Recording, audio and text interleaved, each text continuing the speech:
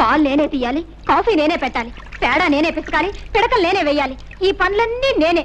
నువ్వు మాత్రం కొందరు బొమ్మలా కూర్చొని పుస్తకాలు చదువుకుంటున్నావు. వింటున్నావా? నిన్నే. ఏమిటైనా సార్, ఇంతకీ నన్నేం చేయమంటావు? ఆ పుస్తకం పక్కన పారేసి నూతులోంచి నీళ్లు తోడు. ఆ పని చేయడానికి అమ్ముంది. పోనీ పేడ పిసికి పిడకలే. చిచి, పేడ వెధవాసన వస్తుంది, నా వల్ల కాదు. ఆహా, పేడ వాసన రాకపోతే మరే వాసన వస్తుందట? రేపటి నుంచి ఆవులకి గేదెలకి కుడితలకు ఆ సెంటు కలిపి పెడతాను, అప్పుడు చేద్దు గాని సెంటు పిడకలు. మొహం ఎలా ఉందో చూడు, అరటి డొప్పలాగా. నోరుముయి, నీ మొహమే ఉంది కొండ ముచ్చులాగా. నీ మొహమే ఉంది పెంట కుప్పలాగా. కోతి, నోరు మూస్తావా? నువ్వు నోరు మూసుకో. ఏయ్, నువ్వు నోరుమోయి ముందు. నువ్వు నీ నోరు మూసుకో ముందు. అబ్బా, తెల్లారిందో లేదో మొదలు. ఏమొచ్చిందే మీకు? నాకేమీ రాలేదు. ఉందిగా నీ ముద్దుల పెద్ద కూతురు. ఈవిడ గారేమో మహారాణిలా కూర్చుంటుందట, పనులన్నీ నేను చేయాలట. అసలు నాకు తెలియకడుగుతాను, ఏమిటి ఈవిడ గారి గొప్ప? దాని సంగతి నీకు తెలుసు కదే. నువ్వు చేయగలిగినంత వరకు చెయ్యి, మిగతా పనులు నేను చేస్తాను. ఏమిటి అక్క చెల్లెళ్ళు ఇద్దరు చెట్టుపట్లు ఆడిపోతున్నారు? నువ్వేమైనా అన్నావా? అయ్యో, ఏమన్నా అంటే ఊరుకుంటారు మీ పిల్లలు? ఇది రోజు ఉండే భాగవతమే గాని ఎందుకో పిలిచారు చెప్పండి. ఓ 300. 300? ఎందుకు? తర్వాత చెప్తాను, ముందు. ఏమిటండి తర్వాత చెప్పేది? ఊళ్ళో ఎవరికో ఏదో వచ్చి ఉంటుంది, తగ్గుతున్న అమ్మా అని తయారయ్యారు ఉపకారానికి. నెమ్మదిగా మాట్లాడు, ముందు. నేను ఇవ్వనండి. ఇవ్వను. నా కోపం వస్తుంది. ఏం చేస్తారు? ఏమైనా చేస్తాం. నేను ఇవ్వనంతే. ఇవ్వమంటున్నాను. చెప్పాను. Silence silence silence. తూర్పున సూర్యుడు ఇంకా దిద్దనే లేదు, మీరు అప్పుడే కాకా గాఘా మామాల దాకా వచ్చేసి గుణింతాలు దిద్దేసి చాచా చీచీలు అనేసుకుంటున్నారన్నమాట. మీకు బొత్తిగా భయం లేకుండా పోయిందిరా. అయినా వీధిలో అంత మందిని కూర్చోబెట్టి ఆడవాడితో తగురేట్రా నీకు? పద పద పద పద పద పద. అది కాదురా పంతులు, ఇప్పుడు ఆ సుబ్బన్నగా లేడు. ఎందుకు లేడు? ఉన్నాడు. వాడు పారిపోకుండా 2 మనుషులు పట్టు కూర్చున్నారు వాడిని. అది కాదురా, వాళ్ళ అమ్మకి జబ్బు చేసింది, మందు ఇప్పించకుండా ఎక్కడా ముసిల్దాన్ని చంపేస్తాడో నాకు భయమేసి వాడిని నానా చేవాట్లు పెట్టి, ఒరే వెధవా ఇంటికి రారా 300 ఇస్తాను అని చెప్పి. ఇస్తానంటారు. ఉపకారానికి ఊరిని ఉద్ధరించడానికి మనకున్న 25 ఎకరాల పొలాన్ని 5 ఎకరాలు చేశారు. 2 ఆడపిల్లలు పెళ్లికి ఎదిగిన ఎత్తి మీద కూర్చున్నారు. ఆ రాంబాబు దయదలిచి వ్యవసాయం చేస్తున్నాడు. కనీసం ఎరువుల కన్నా డబ్బు లేకపోతే ఏం బాగుంటుంది? ఆ డబ్బు తీసుకెళ్లి ఎవరికో ఇస్తానంటారు. మీరేనే చెప్పండి మాస్టారు, ఇలా అయితే ఈ సంసారం ఏం బాగుపడుతుంది? అర్థమవుతుందమ్మా, అర్థమవుతుంది. వీడు వెధవ బుద్ధి. ఒరేయ్, కాస్త జాగ్రత్తగా వినరా. సంసారానికి మగాడు కూడికి లాంటి వాడురా. ఊరికే తెచ్చి పడేస్తూ ఉండాలి. భార్య గుణకారం లాంటిది, భర్త తెచ్చిన దాన్ని రెట్టింపు చేస్తూ ఉండాలి. పిల్లలు ఎలాగూ మైనస్లే కదా, అంటే తీసివేతలన్నమాట. ఒరేయ్, నీకున్నది 2 ఆడపిల్లలు, వాళ్ళకి పెళ్లిళ్ళు పేరెంటాలు చేయవా? ప్లస్ గా ఉండవలసిన నీవే ఇలా మైనస్ గా తయారైతే ఎలారా? కాస్త బుద్ధి తెచ్చుకోరా, కాస్త బుద్ధి తెచ్చుకోరా. ఇదిగో వీడు ఉత్త తెలుగు మాస్టారు, వీళ్ళ లెక్క నువ్వేం పట్టించుకోకు. ఈవేళ నా పరువు కాపాడు. పరువు అన్నాక చేస్తానా? తెస్తాను ఉండండి. జానకి, బావకు టిఫిన్ పెట్టుకెళ్ళమ్మా. అదే మరదల పిల్ల సరిగ్గా సమయానికి వచ్చావే. ఇవాళ ఏరువా కదా, నువ్వు పూజ చేసి కొబ్బరికాయ కొట్టిన నాగలికి ఎదురుగా వచ్చావంటే ఈ ఏడాదంతా బంగారం పండిస్తానే. మరీ అంత బంగారం పండితే తిండి గింజల కోసం జనం ఇబ్బంది పడిపోతారు గాని, ఇదిగో ఈ టిఫిన్ నీకిమ్మని అమ్మించింది. ఇది తినేసి నీ కొబ్బరికాయ నువ్వే కొట్టుకో. అదే కుదరదే, ముందు దీని సంగతి తెలుసుకోడా. అవతల నాకు చాలా పనుంది, నేను వెళ్ళాలి. నీకు అసలు బుద్ధిందా? చెట్టిందా బావ గారిని, కాబోయే మొగుడు గారిని నోరు తెరిచి కొబ్బరికాయ కొట్టమని అడిగితే నాకు అవతల పని ఉందని వెళ్ళిపోతావా? తిమిరిగా ఉందా? జాగ్రత్తగా మాట్లాడు. కాబోయే మొగుడట ఎవరు చెప్పారు నాయనా? ఒకళ్ళు చెప్పేదటే ఏంటది? దీని ఇష్టం వచ్చిన మాట్లాడితే నువ్వు నా మేనమా కూతురివి, కాబోయే అత్త కూతురివి. ఇదిగో నీకు కూడా తెలియకుండా పెళ్లి చేసుకునే అధికారం నాకుందా? మోటు మనిషివి నువ్వు. సరసానికి నీట్గా ఉంటే కుదరదే, మోటుగానే ఉండాలి, అప్పుడు కానీ అందం. ఆగలే, దేవుడి చెరువులో తీసుకురా, ఆ తర్వాత నేను వస్తా. పదండి, చేసుకుని పలహారం చేసుకోండి. ఎక్కడికి నువ్వు? మళ్ళీ ఏమొచ్చింది? ఇక ప్రేమగా టిఫిన్ తెచ్చిందనివి తినిపించే బాధ్యత లేదు. తినిపించా చాలే సబ్బడం, కోరికలు కోట్లు దాడుతున్నాయి. నాకు పనుంది, నేను వస్తాను. వస్తుంది ఇదేం మరదల పిల్లండి, ఇదేదో కంచు వ్యవహారం లాగా ఉందే. ఎవరినైనా అర్థం చేసుకోవచ్చు కానీ దీన్ని మాత్రం అర్థం చేసుకోవడం కష్టం. అరే టిఫిన్ తీసుకొచ్చి పెట్టమంటే పెడితే మళ్ళీ మొత్తం. అసలు బుద్ధి లేదు బావా. టిఫిన్ మాత్రం తెచ్చింది, పచ్చడి అక్కడే వదిలేసింది. ఓహో, పచ్చడి వదిలేటి వెంట నన్నే వదిలేసి వెళ్ళిపోయింది. నేను తినిపిస్తాను. వదిలేవే, నేను తింటాలేవే. అదేం కుదరదు, నువ్వు లోపలికి పదా. అబ్బా మరదలో ఉండవా నీ సరసను, నీ కులపురం చేసుకుంటే ఏంటి టిఫినా? ఏం టిఫినే? ఆహా ఇడ్లీ దోశలు ఇదేంటో అబ్బో కొబ్బరి చట్నీ ఏంటో విశేషం? విశేషం ఏముంది కొత్తగా? మరదలు రోజు టిఫిన్ తీసుకొచ్చి దగ్గర కూర్చొని బావగారికి తినిపించడమే విశేషం. ఆ అన్నట్టు ఇవాళ వంట చేసుకోవద్దని చెప్పింది అమ్మ. భోజనం మా ఇంటి దగ్గరే. ఓహో పొద్దున టిఫిన్ కాకుండా మధ్యాహ్నం భోజనం కూడానా? అయితే మాంసం ముక్క కక్క దచ్చేస్తా. ఉండు ఏంటది? చట్నీలో ఉప్పు సరిగ్గా సరిపోయింది. ఆహా రుచి చూసావా? దోశ కొబ్బరి చట్నీ. ఉండు అయ్యో మళ్ళీ ఏమొచ్చిందే? దోశ కూడా చాలా బాగుంది. అవును ఇంతకు నన్ను తినేస్తావా లేదా? అయినా నీకు ఇంట్లో అత్తయ్య తిండి పెట్టలేదేమే? కోపడకు బావా.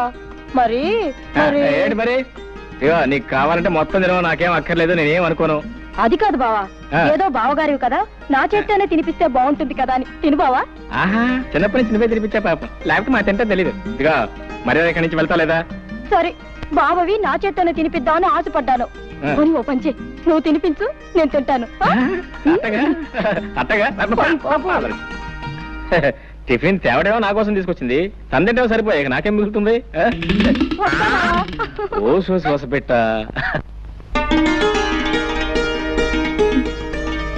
రావుడు రావుడు షావుకర్ కొబ్బరికాయలు డబ్బు పంపాడా? సాయంకాలం తెచ్చిస్తానన్నాడమ్మా. తను వెళ్ళి వెంకని పిలుచుకో. అలాగేనమ్మా. రావులమ్మా ఏమిటి అలా ఉన్నావు? పెద్దయ్య గారికి ఇప్పుడు 3 సార్లు కాఫీ తీసుకెళ్ళి ఇచ్చానమ్మా. తుప్పుకుని మొహాన్ని ఉమ్మేసి ఒకటే తిట్టడం మొదలెట్టారు. ఆయనకి మీరు ఇస్తే కానీ కుదరదమ్మా. వెళ్ళండమ్మా వెళ్ళండి. తాతయ్య చాలా కోపంగా ఉన్నారా? వెళ్ళండమ్మా, మీకే తెలుస్తుందిగా. తను వెళ్ళి కాఫీ తీసురా. తాతయ్య కాఫీ. తాతయ్య లేదు పీతయ్య లేదు నీకే. నువ్వు హాయిగా కాఫీ తాగి టిఫిన్ తిని తిరిగ్గా వచ్చావు. ఇక్కడ దిక్కు ముక్కు లేనివాడు ఒకడు ఉన్నాడు. నువ్వు వచ్చి కాఫీ ఇస్తే తప్ప తాగడం అనే సంగతి నీకు గుర్తుంటేగా. నాకే వద్దు. ఒక్కరోజు కాస్త ఆలస్యంగా వస్తే ఇంత కోపగించుకోవాలా? నా మంచి తాతయ్య కదూ, తాగు. తాగమంటే తాతయ్య నా కోసం.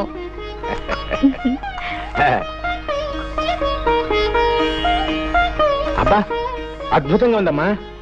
ఆ పని మనిషి ఇందాకిస్తే అవతల పారేశాను, అసహ్యంగా ఉందని. ఏమిటి ఏమిటా నవ్వు? ఎందుకు? నువ్వు బాలు తను పారేసిన కాఫీ ఇప్పుడు తీసుకొచ్చాను. అమ్మ బాడవా. చిన్నబాబు, టిఫిన్ అంతా ముందు పెట్టుకుని తినకుండా తపస్సు చేస్తున్నావేంటి? తినడానికి తిథి ముహూర్తాలు ఏమైనా ఉన్నాయా? ఉన్నాయి, అందుకే వెయిట్ చేస్తున్నాను. ఏమిటవి? నువ్వు రావటం తిది, తినమని చెప్తాం ముహూర్తం. రోజు నువ్వు చెప్తా అలవాటు అయిపోయి నువ్వు రాకపోతే అసలు తినబుద్దే కావటం లేదు. నువ్వు పట్నంలో ఉన్న 4-5 సంవత్సరాలు ఏవి తినకుండానే ఎలా బ్రతికావు? అదేమిటి? అక్కడ నేను లేనుగా.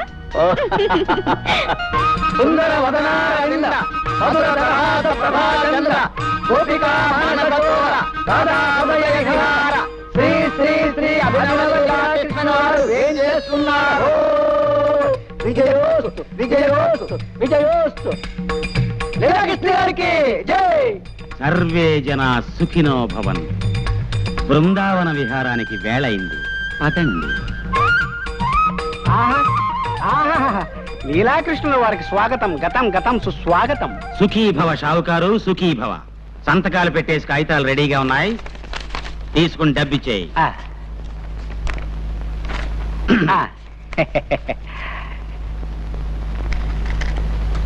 ఇదిగో బాబు, మాకివ్వాల్సిన బాకీ పోను, మిగతా మీ సొమ్ము తీసుకోండి. బాబు, సంవత్సరానికి ఇలా 4-5 ఎకరాలు అమ్మేస్తుంటే ఎలా బాబు? పిచ్చివాడా, అమాయకుడా, నీకిప్పటికి చాలా సార్లు చెప్పాను, మళ్ళీ చెప్తున్నాను విను. కృష్ణుణ్ణి నమ్ముకుని బతుకుతున్న వంశం మాది. మా తాతగారి పేరు గోపాలకృష్ణుడు. ఆవుల వ్యాపారం చేసి చాలా గడించాడు. ఫ్లూటు కచేరీలు చేసి ఆయన సంపాదించాడు. పోతే నా పేరు లీలాకృష్ణుడు. ఏమీ చెయ్యను. బృందావనం లాంటి పల్లెల్లో లీలలు మాత్రం చేస్తుంటాను. నీకు తెలుసుగా నా లీలలు? తెలియకపోవడం ఏంటండి, నెలకి 3 తగులు 6 జరిమానాలుగా వెలిగిపోతున్న మీ కీర్తి చుట్టుపక్కల 7 గ్రామాల దాకా పెరిగిపోయిందండి. నీకు అసలు బుద్ధి లేదయ్యా. లీలల గురించి మాట్లాడుతుంటే టగులు జరిమానాల గురించి చెప్తావేంటి? అర్థం లేకున్నాను. నీకో గీతారాశి చెప్తాను విను. మనిషి బతికేది అన్నాళ్ళు 100 ఏళ్లేగా. నువ్వు చెప్పేది 100 ఏళ్ల క్రితం మాట. ఇప్పుడు అన్ని హైబ్రిడే. బియ్యం హైబ్రిడ్, వంకాయల హైబ్రిడ్, ములక్కాయల హైబ్రిడ్. మొన్న మధ్యన పేపర్లో చదివాను, మనుషులు కూడా హైబ్రిడ్ వస్తున్నారంట. ఇవన్నీ సైజులు ఎక్కువ, సారం తక్కువ. అంచేత ఏ మనిషి 60 ఏళ్ల కన్నా బతకట్లేదు. నాకిప్పుడు 30 ఏళ్ళు. మహా బతికితే ఇంకా 30 ఏళ్ళు బతుకుతాను. ఉన్నది 60 ఎకరాలు. నాకా పెళ్లి పెటాకులు లేవు.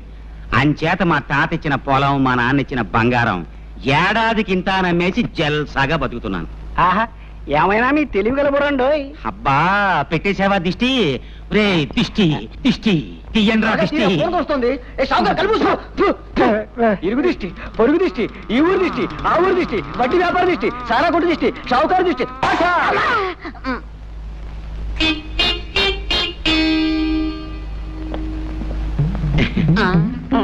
సర్వే జన సుఖినో భవంతు సుఖినో భవంతు. ఒరే సింహం, నీ పద్ధతి ఏమి నాకు నచ్చలేదురా. నీ పద్ధతి నాకు నచ్చలేదు. ఏమిట్రా నా పద్ధతి నీకు నచ్చంది? నీకేమిటో నా పద్ధతి నచ్చంది. చెప్పమంటావా? ఊళ్ళో ప్రతివాడి అవసరానికి అడ్డం పడిపోయి ఉపకారం అనే పేరుతో ఉన్నదంతా తగలబెట్టేస్తున్నావు. రే పిచ్చి పంతులు, నన్ను మాట చెప్పమంటావా? మనిషి అన్నవాడు ఎవ్వరికీ ఉపయోగపడని బ్రహ్మచముడు తుప్పలా బతకూడదరా. 10 మందికి ఉపయోగపడే కరివేపాకు చెట్టులా బతకాలి. అది చూడు, కోసే కొద్దీ చిగురిస్తుంటుంది. మనం అంతే. అలాగే తాలింపులో వేసుకుంటారు, తినేటప్పుడు తీసి అవతల పనేస్తారు ఆ కరివేపాకుని. నీకు బుద్ధి ఉందిరా వేధవా? నువ్వే వెధవ. నువ్వే వెధవి. నువ్వే వెధవ. నువ్వే వెధవనారు వెధవి. నువ్వే వెధవన్నారు వెధవి. నేను వెధవనా? నేను వెధవనా? నువ్వు కాదు. నువ్వు కాదు. ఏంటి మామూలు ఇద్దరు పోరాడుకుంటున్నారు? ఏం లేదళ్ళు, ఏది చెప్పినా బెత్తం బుచ్చు మరీ బుద్ధి చెబుతాను. నేనేం చంటుకురానా? పంతులు గారు కదా. అలా చెప్తే కానీ వీడికి బుద్ధి లేదు. సర్లే, ఎరువులకు పట్నం వెళ్తాన్నావు, వెళ్ళేటప్పుడు మీ అత్తయ్యని అడిగి డబ్బు తీసుకెళ్ళి. వెళ్ళక్కడ ఉంది డబ్బు. వెంకటకి ఎప్పుడో ఇచ్చేసాడు అన్ని వెదోకౌట్లు. నోర్మి అది కాదళ్ళు. నాకు తెలిసిన మావయ్య నువ్వు ఇలాంటిది ఏదో చేస్తావనే డబ్బు నేను సిద్ధంగానే పెట్టుకున్నాను. వస్తా పొలంలో పర్వాలేదు. సాయంకాలం రచ్చబండ దగ్గర తగు ఉంది. ఏది ఆ లీలాకృష్ణ గారి తగ్గనా? తొందరగా వస్తా పంతులు గారు. ఆగండి ఆగండి, పంచాయతీ పెద్దలారా ప్రజలారా శాంతించండి. అసలు జరిగింది చెప్పేస్తాను. ఆ అమ్మాయి నడిచి పెడుతోంది, నా చేతికి వాచి లేదు. టైం చూద్దామని పవిత్రంగా ఆ అమ్మాయి చేయబట్టుకున్నాను. అంతే, నేనేదో మానభంగం చేయబోతున్నానని భయపడిపోయి పీక తెగిన మేకలాగా అరవటం మొదలెట్టింది. నేను భయపడి నోరు నొక్కేశాను. ఇంతలో ఈ రాంబాబు వచ్చి నన్ను ఎడాపెడా వాయించేశాడు. అసలు నన్ను అపార్థం చేసుకుని అన్యాయంగా వాయించేసిన ఈ రాంబాబుకి వేయండి జరిమానా. యథాబద్ధాలాడు. నువ్వు ఆ అమ్మాయిని అల్లరి పెట్టావు కాబట్టి నేను చేంజ్ చేసుకోవాల్సి వచ్చింది. మర్యాదగా నిజం ఒప్పుకో. ఏంటలా మీదకి వస్తున్నావు? మళ్ళీ వాయించేస్తావా? నీ మొహాన్ని నేను మళ్ళీ వాయించాలా? మర్యాదగా చేసిన తప్పుకుని క్షమాపణ వేడుకున్నావా సరే, లేకపోతే నేను కాదు వీళ్ళంతా కలిసి తంతారు. మావయ్య, జరిగినట్టు చెప్పాను. తర్వాత తీర్పు మీ పెద్దల ఇష్టం. వస్తా. ఆడేమంటాడు, ఆడేం చేస్తాడా? ఆడికి వేయాల్సిందే శిక్ష. సుబ్బమ్మ పట్ల ఈ లీలాకృష్ణ అసహ్యంగా అసభ్యంగా ప్రవర్తించినందుకు 500 రూపాయలు జుర్మానా విధించడమైనది. ఇది పంచాయతీ తీసుకున్న నిర్ణయం. ఏమంటావు రత్తయ్య బావా? ఇంకో 100 అయితే బాగుంటుందేమో. అయ్యా, నీ మాట ఎందుకు కాదనాలే? అలాగే ఇక మొత్తం 600.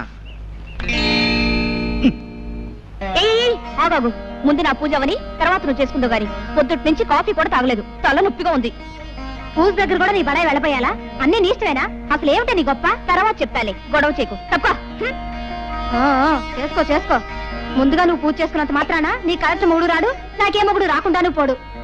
కలెక్టర్ రాకపోతే ఇంజనీర్ వస్తాడు. నువ్వు నోరు మూసుకో. వస్తాడు.